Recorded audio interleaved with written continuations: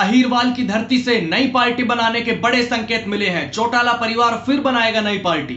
एक बड़ी रैली करने की तैयारी है। एक और नया राजनीतिक दल बनाने के संकेत मिले हैं चौटाला परिवार की तरफ से। और इस बार ये पार्टी कोई और नहीं बल्कि देवीलाल के बेटे और ओम प्रकाश चौटाला के भाई बनाने जा रहे हैं। चौटाला परिवार की एक और नई पॉलिटिकल पार्टी को लेकर राजनीति में चर्चा बेहद गर्म है। दोस्तों नमस्कार, मैं आपका यार जतिन पत्रकार। अहीरवाल बेल्ट, जहां से एक और नई पार्टी बनने के संकेत मिले हैं। पहले भी इस इलाके से नई पार्टी भी बनी है।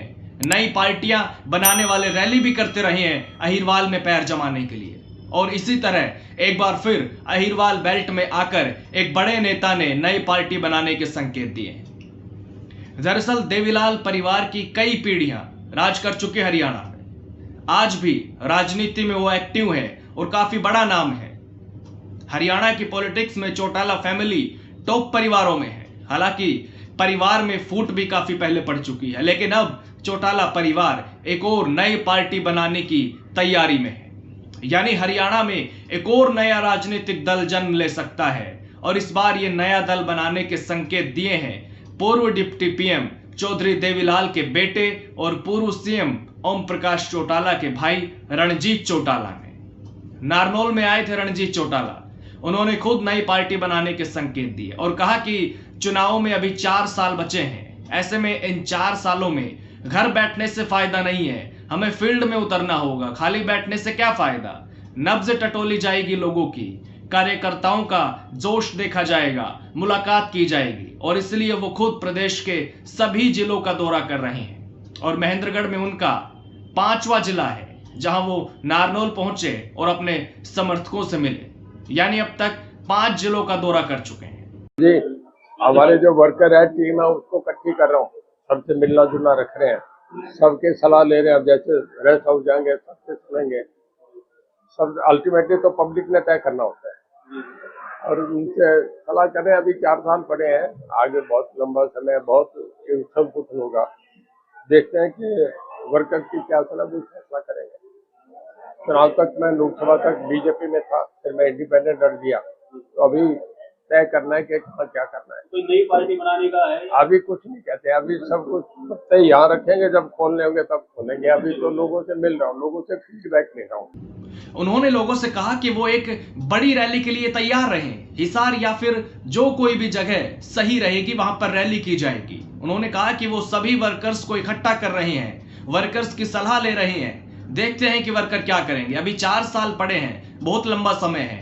अभी लोगों से मिलकर नई पार्टी बनाने के बारे में सोचेंगे। उन्होंने कहा कि लोकसभा चुनावों तक वो बीजेपी में थे, अब देखते हैं आगे क्या होगा। उन्होंने कहा कि जो भाग्य में होता है वो मिलता है।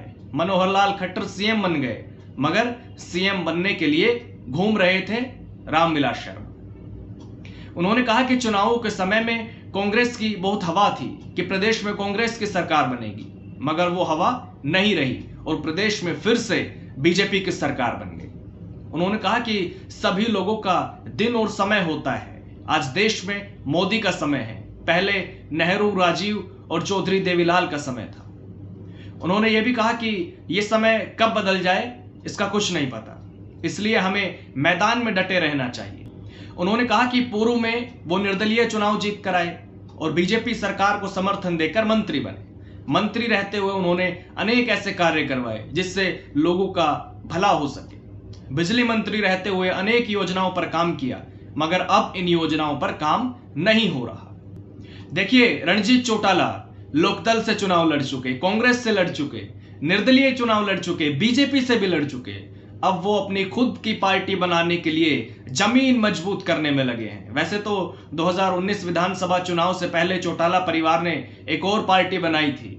इनेलो 2 फाड़ हुई तब। मुझे याद है जींद के पांडु पिंडारा गांव में 9 दिसंबर 2018 को दुष्यंत चौटाला ने एक बड़ी रैली की थी और इनेलो से अलग होने के बाद जेजेपी नाम से नया दल बनाया था, जननायक जनता पार्टी।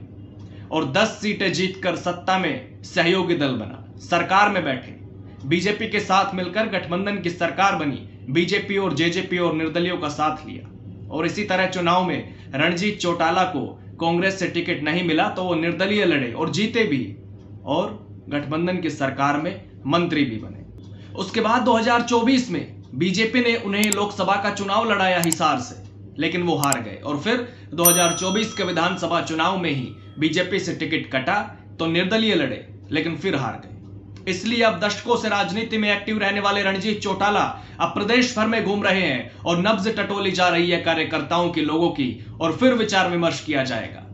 एक बड़ी रैली की जाएगी, वो हिसार में भी हो सकती है या किसी दूसरी जगह भी, लेकिन नई पार्टी बनाने के संकेत उन्होंने जरूर दिए हैं। यानी अब चौटाला परिवार एक और नई पार्टी बना सकता है। आप इस बारे में क्या सोचते हैं? कमेंट बॉक्स में अपनी राय दे सकते हैं।